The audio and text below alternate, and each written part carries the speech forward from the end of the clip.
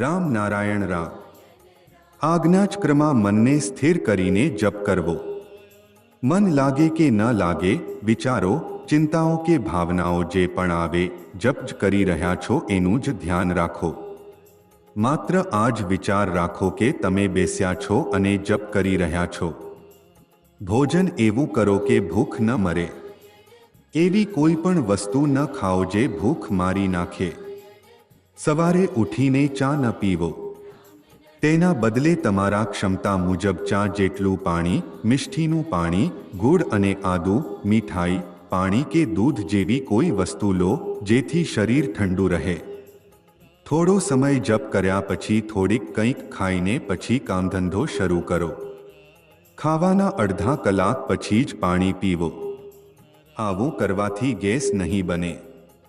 જેને ગેસની સમસ્યા હોય તેમને પણ રાહત મળશે. ખાવાના તરત બાદ દોડધામ ન કરો. થોડા સમય આરામ કરો. તમે જોશો કે આખો દિવસ શરીરમાં ફૂર્તિ રહેશે.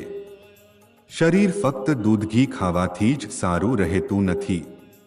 સાંજથી પહેલા જ ભોજન પૂરું કરી લો. દિવસમાં 11 વાગ્યા સુધી અને સાંજે 6 વાગ્યા પહેલા ભોજન કરવાનો નિયમ રાખો. રાત્રે પાણી પીને સૂઈ જાઓ. રાત્રિ થતાં પહેલા ભોજન કરીને ઘણા રોગોમાંથી છુટકારો મેળવી શકાય છે.